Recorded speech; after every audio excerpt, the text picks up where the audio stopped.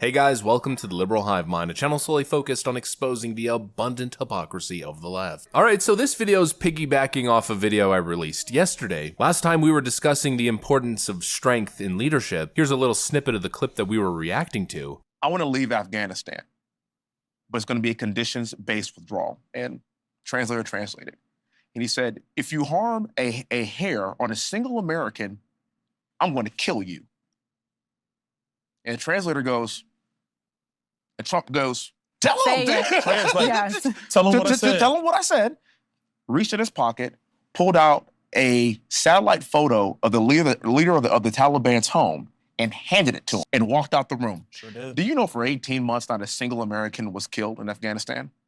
Sure did. That's the definition of strength. That's what I'm talking about. Obviously, what we highlighted in the previous video was Donald Trump's strength of character, his ability to put his foot down, actually lead with strength and get the job done. Well, today we're building on that with another viral clip that's coming back, another clip that shows Donald Trump's clear leadership qualities. This right here is what's missing. This is the void that needs to be filled. This is what they don't want you to see. Let me show you guys exactly what I mean by that. We got some stuff to get into, so let's roll the tape. All right, friends, so you guys know I'm a sucker for a flashback video. Well, as I'm doing my daily morning Twitter scroll, or X scroll, this pops up on the timeline with more than 3.4 million views, posted by a very well-known Twitter user, that's EndWokeness, who writes this as the video caption. I miss the days when the leader of the free world wasn't an incapacitated vegetable. 20 times you have called for, I will shut down the government if I don't get my wool. None of us have said. You want to know something? You've said okay, it. you want to put that on You've my... said it. I'll take it. Okay, good. You know what I'll say?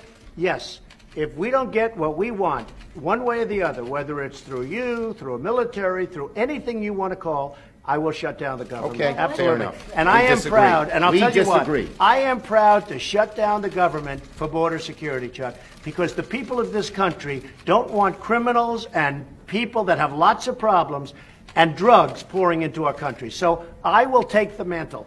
I will be the one to shut it down. I'm not going to blame you for it. The last time you shut it down, it didn't work. I will take the mantle of shutting down.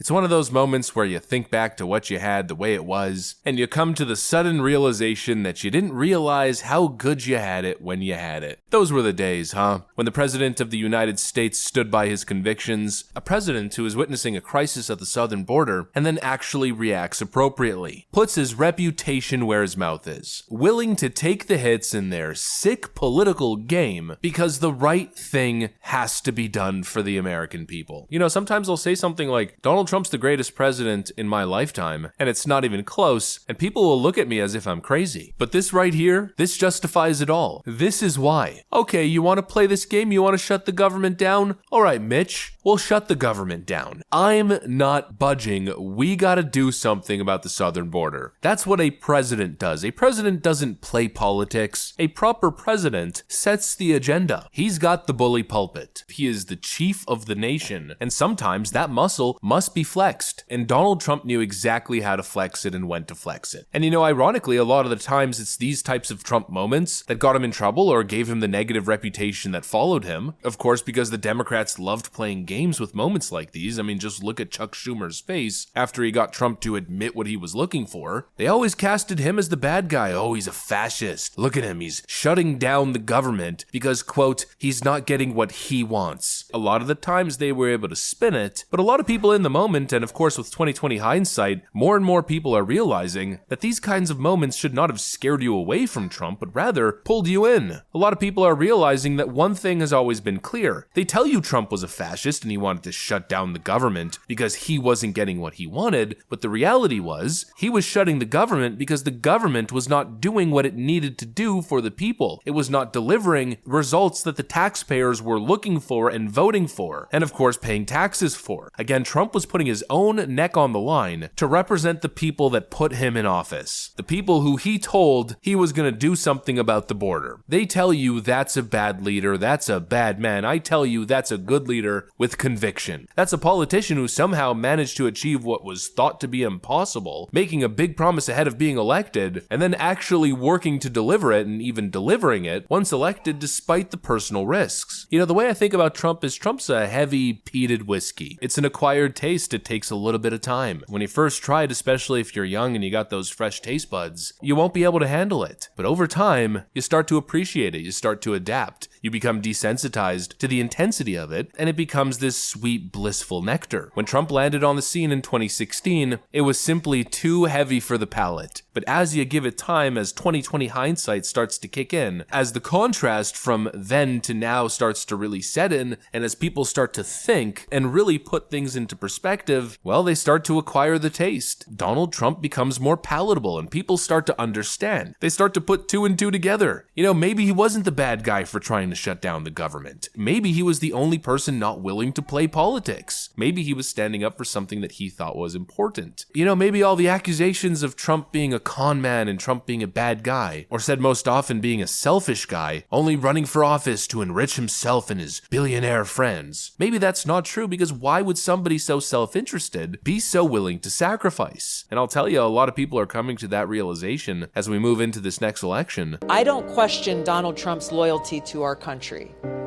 The guy has been, 92 or 97 felony charges now. He's being held up in a court of law. He is, his bank account is being cleaned out by all of these various charges and rulings that are coming through. The guy is losing money. He is being attacked relentlessly. He has the Department of Justice being weaponized against him.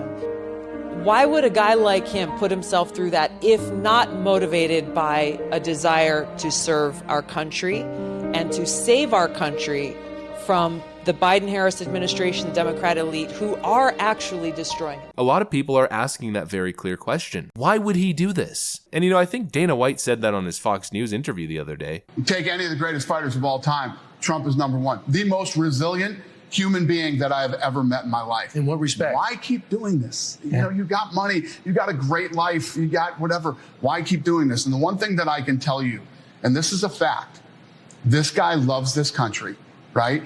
And he loves all Americans, regardless of what color, religion, or whatever it is. He's not a racist. He's a good human being, and he loves America, and he cares about this country. Period. End of story. If he wasn't that type of guy, I would never even associate myself with him.